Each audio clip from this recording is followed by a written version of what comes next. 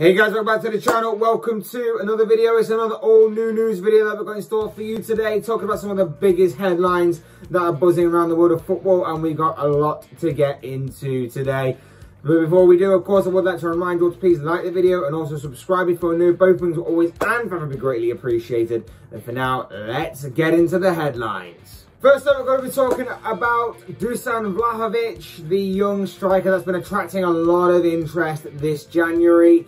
If you've been following this story thoroughly throughout the entirety of this transfer window so far, you'll know about Arsenal's intense pursuit of the young striker. Arsenal have been one of the teams that have been interested in DušanVlahović, and of course they have made no secret of that whatsoever. They've been very vocal in regards to their interest in the Fiorentina striker, as they look to obviously strengthen their attacking options going forward, especially with both Alexander Lacazette and Eddie Nketiah both running down their contracts at the end of this season, and with Pierre-Emerick Aubameyang seemingly out the door at the Emirates, it leaves a bit of a gap to fill in terms of leading the line for the Gunners, a gap that they hoped Vlahović could fulfill. However, it seems that Arsenal will miss out on this striker, and he instead is going to Juventus. Multiple reports are now emerging that Vlahović will choose to jump ship from Fiorentina to the fellow Serie A side in Juventus, should a deal be struck between both clubs, which is looking increasingly likely to happen. It seems Juventus have been interested as well, so have Tottenham allegedly, and a few other teams as well have been monitoring this situation. But Arsenal were one of the more vocal teams, like I say, to actually be very much interested and know of their interest. And it seems that rather than be beaten to the punch, so to speak, by the Gunners, Juventus have decided to go all out in an attempt to get the young and exciting talent known as DušanVlahović. Like I say, he looks exciting. He looks like he's going to be a player for the present and the future, likely to get better and better as his experience grows. He scored 17 goals in 21 league appearances for Fiorentina this season, which is simply incredible, and has scored 49 goals in 109 appearances overall for the Serie A side altogether. So a very good scoring record there for a youngster, and like I say, it's likely that he will get better and better with age. The reason why Fiorentina, of course, are selling him is because he has just under 18 months left on his contract, and they really want to maximise the amount of money that they will get from him, rather than run his contract down or attempt to try and persuade him to stay. It seems that he has his heart set on a move away from Fiorentina, and it seems like he will be jumping ship to the fellow Serie A side, which I'm sure Fiorentina aren't happy about, but Fiorentina, like I say, will get a big amount of profit from it, so it's not all bad news in the end. Obviously, things could very well change, but it does seem like this will be going ahead. All the top-tier journalists are now saying the same thing in regards to this story, and it is looking increasingly likely that Vlahović will soon become a Juventus player before Monday's deadline day deadline. Watch this space on DušanVlahović, but like I say, it seems that it's only a matter of time before he will become a Juventus player. Next up, we're talking about Anthony Martial, who appears to be on his way to play in Spain for Sevilla. News broke yesterday that a loan deal had been struck between both Sevilla and Manchester United over a loan move to sign the French attacker. Sevilla will keep the 26-year-old on loan until the end of the season and also pay his wages in full in the meantime. He's been subject to a lot of speculation this January, of course, about a move away from Manchester United, whether it be permanently or on loan.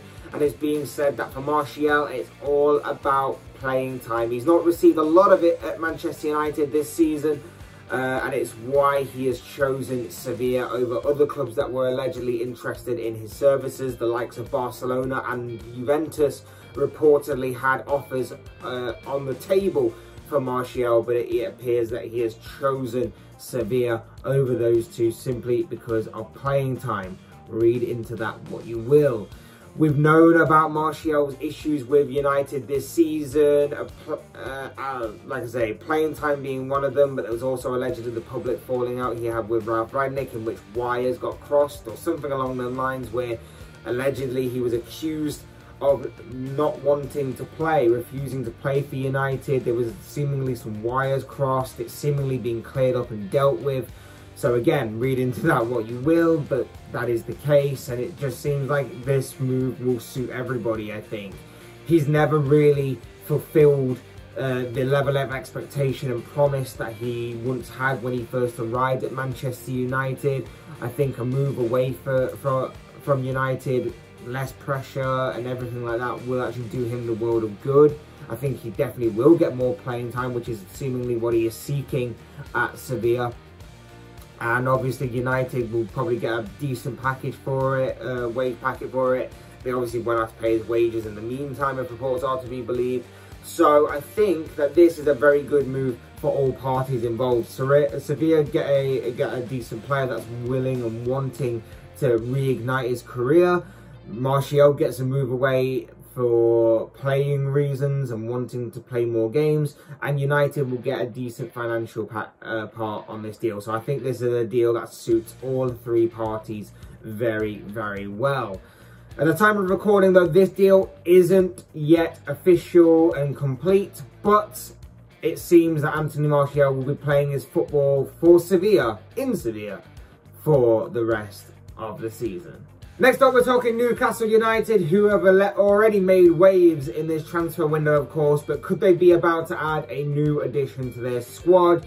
The Magpies have seemingly got centre-back Diego Carlos on their radar, as a 28-year-old is seemingly wanting out of his current club, Sevilla. Again, another Sevilla story.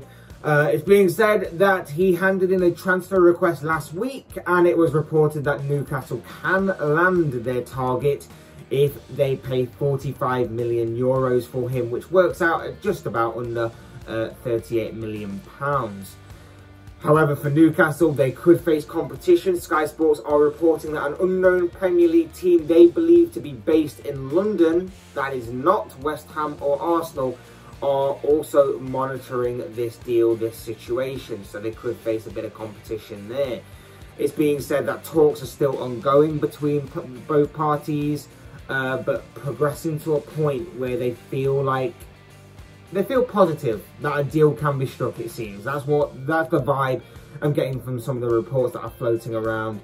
But there's nothing definite, and it also should be said that the Magpies, if the Magpies feel that a cheaper alternative, a cheaper deal elsewhere for their defensive options becomes available, it's likely that they will turn their attention away from Diego Carlos if they feel that Sevilla are overcharging them. We know Newcastle want to strengthen their squad. We know that obviously Newcastle want to splash the cash. We know that they are going to try and make some big waves, not just in this transfer window obviously, but in future transfer windows to come. And obviously they want to do that very quickly in this transfer window between now and Monday's deadline. And we know that obviously defensively is a key area for them to strengthen immediately. So this deal does make sense in that regard. I don't know a great deal about this man, in all honesty, but this is what happens when you come into money. Teams will look to try and take advantage and exploit that wealth you've managed to just get, that lottery win you've just got, and try and stick a few extra million on the price tag, or an extra couple of zeros on the price tag, just to see how desperate you are, especially for a club like Newcastle, who don't have the status right now, but obviously are trying to build towards a point where they are a super club within world football, and obviously English football again.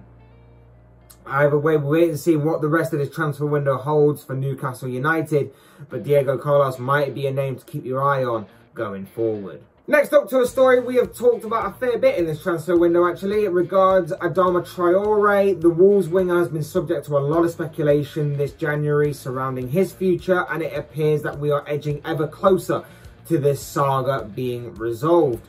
There's growing confidence that a fee between Tottenham and Wolves will be struck between now and the end of the transfer window for the Spanish winger, and that he will be moving to the Tottenham Hotspur Stadium, to Tottenham Hotspur, before Monday's deadline. The explosive winger has just under 18 months left on his contract. We spoke about him before in previous videos, so go back if you want to know more about the details on him. But basically, it appears that he now sees his future away from Wolves, and Wolves aren't prepared to stand in his way of that and are prepared to cash in on him whilst they have the chance. And it's being said that with a £50 million bid allegedly being rejected by Wolves earlier in this window from Spurs, Wolves then said that they see him as £25 million bid, somewhere in that region. It is believed that a compromise could be struck for the winger, and that a £20 million bid could be where they meet in the middle. But remember, with all deals, there are installments, there are add-ons and other stuff like that. So it could actually be closer to the £25 million mark. And it might not be the full 20 million and everything like that. We know how deals work these days. But we don't know yet because nothing is set in stone on this. But like I say, it does look increasingly likely that Adama Traore will become a Tottenham player before Monday's deadline. And it appears that Spurs will be making a new addition to their squad going forward. But just watch this space on this deal. Elsewhere, it's not just players that are making new deals in this transfer window. It is managers as well. And yesterday, Brentford boss Thomas Frank had signed a new deal with Brentford. The Bees manager's original contract was set to expire at the end of next season. However, he has put pen to paper and it will see him potentially stay at the club until at least 2025. Dane was the man who guided Brentford to the Premier League, of course, and has seen them put up a very brave and valiant fight in their fight for survival this season, pulling off some big victories, some great results, and of course some good performances to boot so far during this campaign, in a campaign where the Bees are currently 13th and 8 points above the relegation zone. Safe to say that they've been a breath of fresh air, in my opinion, in the league so far, and I'm very intrigued to see what the future holds for Brentford going forward and whether or not they can maintain and keep up their form this Premier League season, and whether they can maintain, of course, their Premier League status going forward. But the bottom line here is, of course, Thomas Frank will be staying at Brentford until 2025. And finally, Super Mario is back. No, this is not a paid advertisement for a new Super Mario game by Nintendo, but I am talking about one Super Mario in Super Mario Balotelli. Balotelli is back in the Italian squad for the first time in 3 years after being called up by manager Roberto Mancini for a training squad this week.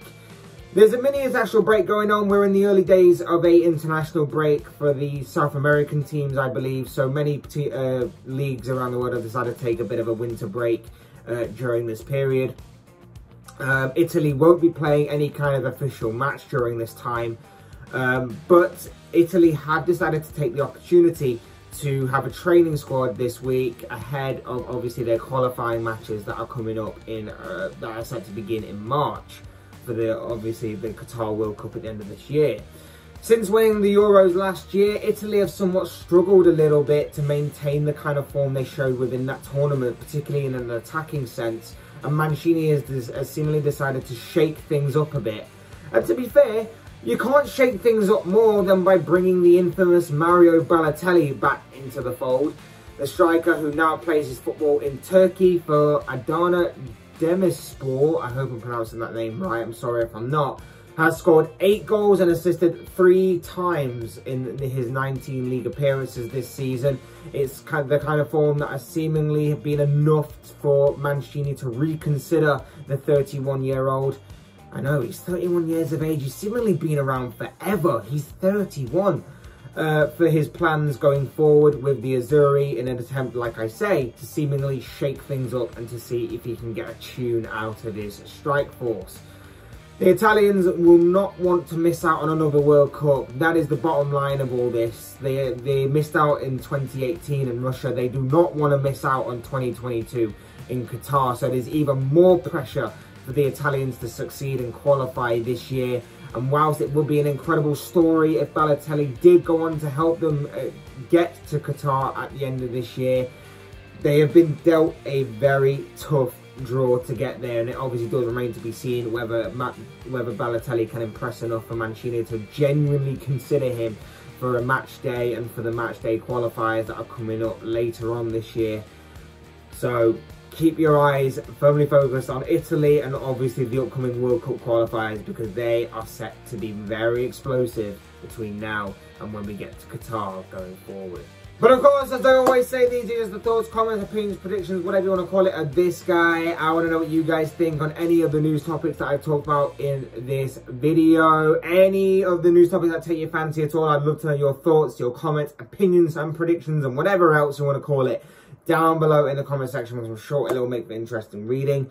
Otherwise, hit that like button on the way. If you enjoyed the video, subscribe if you're new or want to see more content like this. Both things always and forever be greatly appreciated. As always, thank you all so much for watching and listening. I've been Fletch. This has been another all new news video, and I will see you all again soon in another video.